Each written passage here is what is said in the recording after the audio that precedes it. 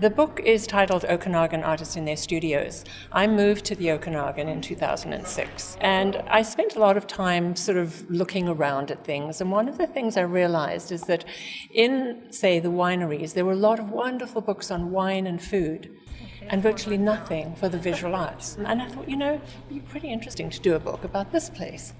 So I started talking to artists and visiting the galleries, which I do anyway.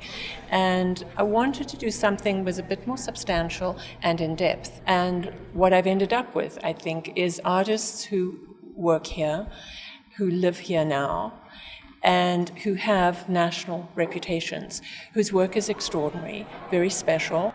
Showing artists in their studios enables you not only to see the work, but get a little bit behind that.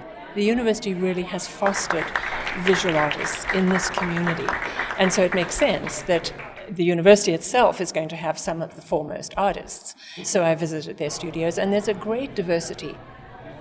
The environment that I'm employed in is a direct outgrowth of my personal interest, which is art. And I'm educated for academic position. So it's, people might say it's a bit of an overload, but quite frankly, it's stimulating. So I like my job and I like what I do. Well, I think it's sort of like a convivial cohabitation of people that are really devoted to their work. I'm really proud to be part of that.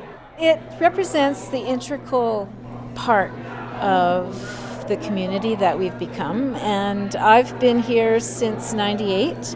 And I've become very active in the art scene in this area. And so when Patricia did this book on Okanagan Artists, it was only natural that she came to the university because so many of us are so active in the community. The artists from UBC who are included in the book come from very diverse points of view.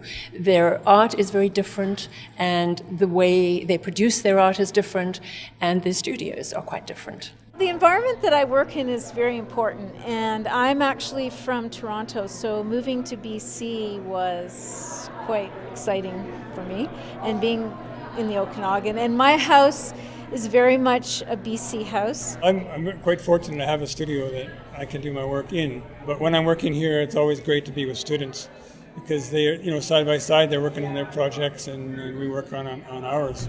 And I'd just like to thank Patricia Ainslie for, having the initiative to get this thing going because I think it's long overdue to have representation from UBC and the rest of the Okanagan.